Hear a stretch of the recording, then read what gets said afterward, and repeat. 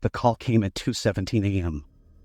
Samantha's phone buzzed on the nightstand, shattering the silence of her bedroom. Groggy and half awake, she fumbled for it, squinting at the screen. It was her mother. Samantha's heart skipped a beat. Her mother never called this late. Mom? She answered, her voice thick with sleep and a creeping sense of dread. Samantha, it's me. Her mother's voice came through the line, breathless, panicked. I need you to listen carefully. There's something wrong, something terrible. You have to get out of the house now.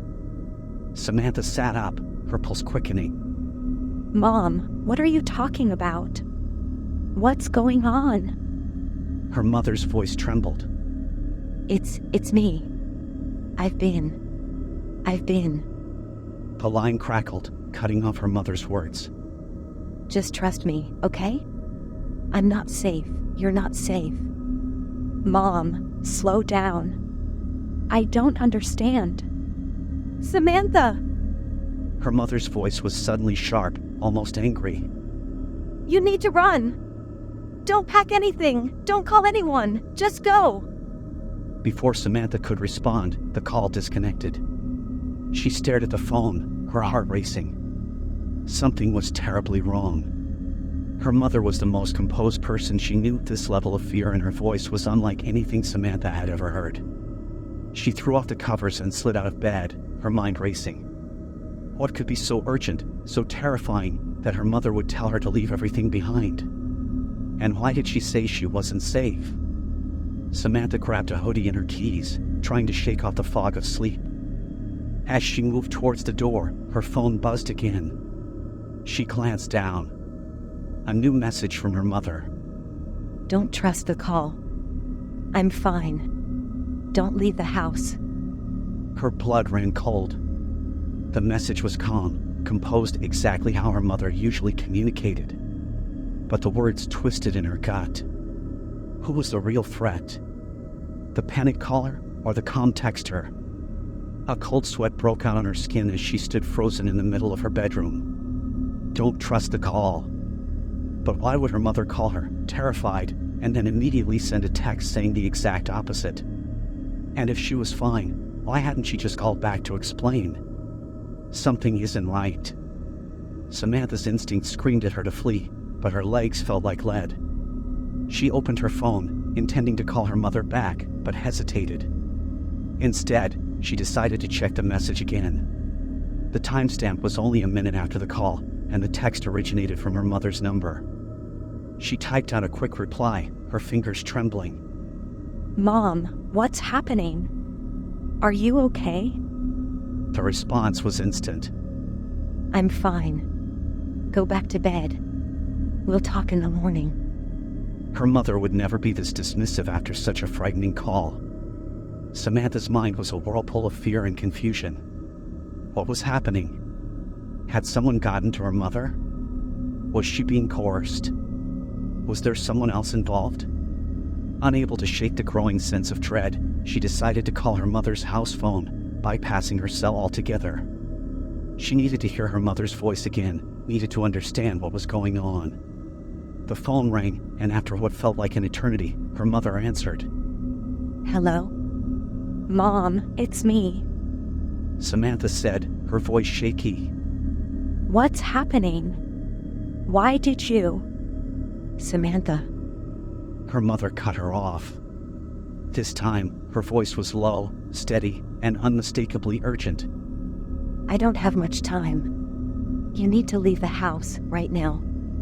Samantha's stomach twisted. The fear in her mother's voice was back, as palpable as before. But I just got a text from you saying everything's fine. Samantha said, her voice faltering. There was a pause on the other end of the line. I didn't send that text. The room seemed to spin around her. Samantha gripped the phone tighter. What do you mean? It came from your number. Samantha, listen to me carefully. Her mother said, her voice trembling again. That wasn't me. Someone or something is pretending to be me. You need to trust your instincts. Get out of the house. Now. Samantha's heart pounded in her chest. She glanced around her dark bedroom, feeling as though the shadows were closing in. This was insane. None of this made any sense. But the terror in her mother's voice, she couldn't ignore it. She nodded, even though her mother couldn't see her. Okay. I'm leaving now. Good. Her mother breathed, relief flooding her voice. Don't stop for anything. Just go. We'll figure this out later. Samantha hung up and grabbed her coat, her hand shaking so badly she could barely zip it up. She shoved her feet into her shoes and bolted for the front door. She didn't stop to grab her purse, her laptop, nothing. All she could think about was getting out. As she reached for the doorknob, her phone buzzed again. Another text from her mother. Where are you going? Don't leave the house. Everything is fine. Samantha's breath hitched. She looked at the text, then at the door, her heart slamming against her ribcage. Who is doing this? She couldn't shake the feeling of being watched, of some unseen presence lurking in the dark. Was it possible someone had hacked her mother's phone? Or was something more sinister at play? Her phone rang. It was her mother's number again. Samantha's fingers hovered over the screen. The memories of the panicked calls flashed through her mind. She hit ignore and yanked the door open, bolting into the night. The cold air stung her cheeks, but she didn't care. She needed to get to safety. She didn't stop running until she reached her car. She jumped in, locking the doors behind her, and started the engine. As she pulled away from the curb, she glanced in the rearview mirror. For a split second, she thought she saw a shadow move across the front window of her house. Her phone buzzed again. A voicemail. She hesitated, then played it through the car's speakers. Her mother's voice came through, calm, measured, but with an undercurrent of something cold. Samantha, where are you? Why did you leave?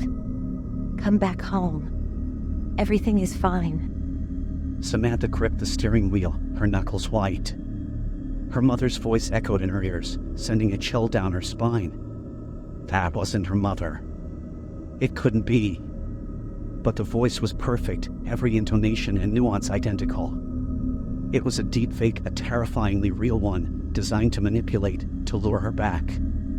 As she drove into the night, one thought consumed her. Someone, or something, was out there, capable of impersonating anyone with terrifying accuracy. And it wanted her to believe the lie. But she wasn't going back. Not tonight. Not ever.